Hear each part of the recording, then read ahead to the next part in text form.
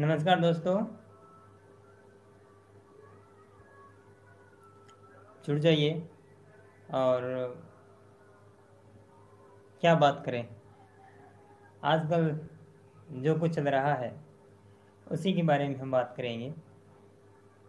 उत्तर प्रदेश के अंदर, देश के अंदर जो कुछ माहौल है और ऐसा कुछ है देश के अंदर जिस पर न चाहते हुए भी हमें चर्चा करनी पड़ रही है, और उस चीज़ को हम कैसे समझें।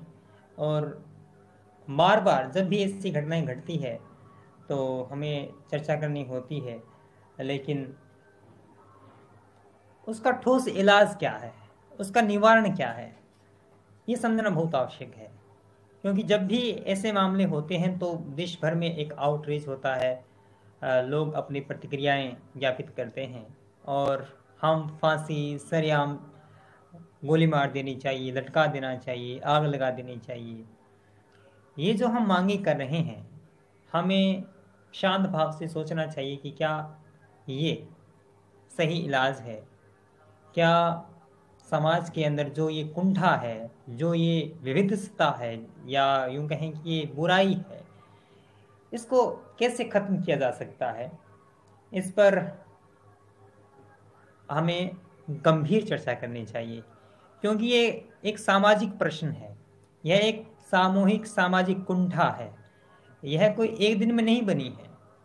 अब उत्तर प्रदेश के हाथरस में जो घटना घटी है, एक लड़की के साथ दुष्कर्म हुआ, उसके बाद में उसकी रीढ़ की हड्डी तोड़ दी गई, उसकी जीभ काट ली गई, यानी वो किसी को कह न दे, और उसकी हत्या हो गई। और प्रशासनिक दृष्टि से देखें तो शुरुआत में तो पुलिस ने एफआईआर दर्ज नहीं की, उसकी जांच नहीं की, जो अपराधी थे उनको गिरफ्तार नहीं किया। जब उस बच्ची की मृत्यु हो गई उसके बाद में पूरा देश जागा, तब जाके अब आउटरीच है और मांग की जा रही है कि फांसी की सजा होनी चाहिए, उनको सरेआम गोली मार देनी चाहिए। कंगना रनौत जैसी जो अघाए घर की अभिनेत्री है वो ऐसी बातें कर रही है।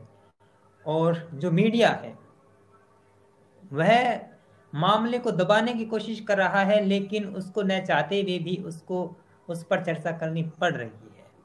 ये समझना बहुत ज़रूरी है। अगर यही घटना महाराष्ट्र या किसी गैर भाजपा शासित राज्य में घट जाती तो मीडिया का आउटरीच किस कदर होता, किस तरह का होता, आप समझ सकते हैं। लेकिन इस मामले में किस तरह से है ये आप देख रहे हैं। तो 4 युवकों ने दुष्कर्म किया। 14 सितंबर की घटना है। 19 साल की दलित युवती है।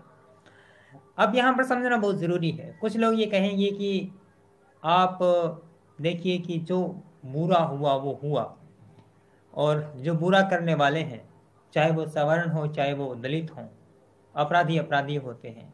और जो पीड़िता है, चाहे पीड़िता कोई भी हो, किसी भी जाति की हो, पीड़िता पीड़िता होती है। आपकी बात ठीक है, मानते हैं। दुष्कर्म हुआ, मान लेते हैं कि इसमें दलित पहलू नहीं है।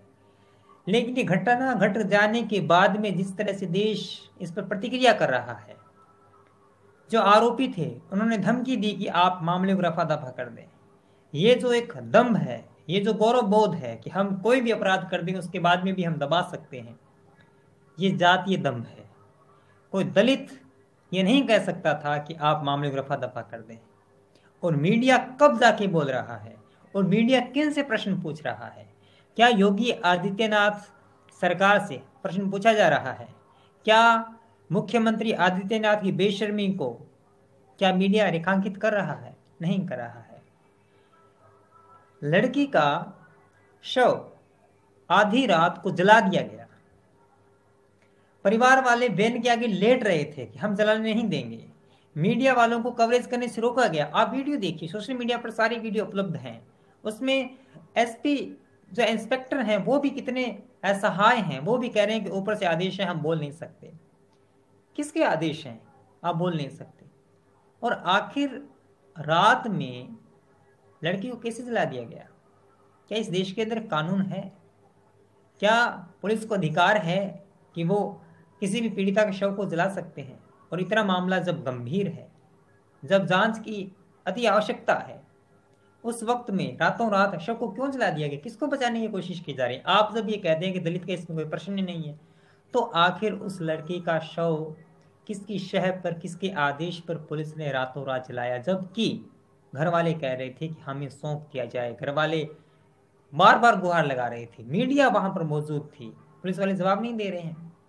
मैं पुलिस वालों की स्थिति समझता हूँ, मैं उनकी असहायता, मैं उनकी बेबसी समझता हूँ, क्योंकि वो भी मनुष्य हैं। एक इंस्पेक्टर का मैं इंटरव्यू सुन रहा था, जिसमें पूछा जा रहा है, एक रिपोर्टर पूछ रही थी बार बार कि आप बताइए कि क्या जल रहा है वहां पर, शव जल रहा है या क्या जल रहा है? तो उस शख्स के चेहरे पे जो बेबसी थी, जो पसीना था, आंखों में जो दर्द था, वो देखा जा सकता था। वो इतना बेबस था कि सिस्टम का सितम किस तरह से आदमी को अंदर से भीतर से असहाय कर देता है, ये उस वीडियो में देखा जा सकता है। ये घटना, आज हम इतने आक्रोशित हैं। जब हम आक्रोशित हैं, जब पूरा देश आक्रोश में है, तब भी देश के किसी कोने में ऐसा दुष्कर्म हो रहा है, यह सत्य है। तो क्या वो जो कर रहे हैं, ये जो बलात्कारी हैं, जो दुष्कर्म करते हैं, वो कहां से आते हैं? ये एक महत्वपूर्ण प्रश्न है। हमारे इर्द गिर्द, हमारे समाज के भीतर ही ये लोग हैं। तो ट्विटर पर चर्चा हो रही है, टेलीविजन पर चर्चा हो रही है, क्या यह चर्चा उन भावी बलात्कारियों के पास पहुंच रही है? क्या उन कानों तक पहुंच रही है कि देश के अंदर क्या हो रहा है? क्या उनके मन में डर है? क्या उनके मन में कोई संकोच है? नहीं। हम जो चर्चा कर रहे हैं वो उन लोगों तक नहीं पहुंच रही है जिन लोगों तक बात पहुंचनी चाहिए। ये एक कड़वा सत्य है, ये समझना बहुत जरूरी है।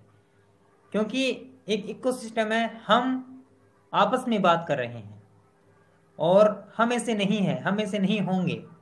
अगर हम इतने संभले हुए हैं तो हम ऐसी स्थिति में नहीं जाएंगे। जो ऐसी स्थिति में जा सकते हैं, जो संभावित हैं, जिनके भीतर कुंठाएं जड़ की हुई हैं, उन तक हमारी बातें नहीं पहुंच रही है। टीवी का जो आउटरीच है वो उन तक नहीं पहुंच रहा है। यह समझना बहुत जरूरी है, क्योंकि समाज के भीतर ही बदलाव की आवश्यकता है। प्रशासन क्या कर लेगा? हमारे इर्द गिर्द ही जो लोग हैं, डाटा कहते हैं और आंकड़े कहते हैं कि ये जो लोग होते हैं, ये कोई दूर के नहीं होते। अधिकांश मामलों में कोई न कोई रिश्तेदार ही ऐसे लोग होते हैं। मनुष्य के भीतर जो पशुता है, वह पशुता अचानक से नहीं बनी है। एक लंबा विकास हुआ है, लंबा दौर गुजरा है, और इतने परिष्करण के बाद भी, इतने विकास क्रम के बाद भी मनुष्य के भीतर ये जो पशुता है वो खत्म नहीं हुई है। वो सिर्फ एक अदद मौके के इंतजार में है। वह मौका किसी भी मिल जाए, वो जो तरंग है उसकी जो परिणति है वो इस रूप में होती है।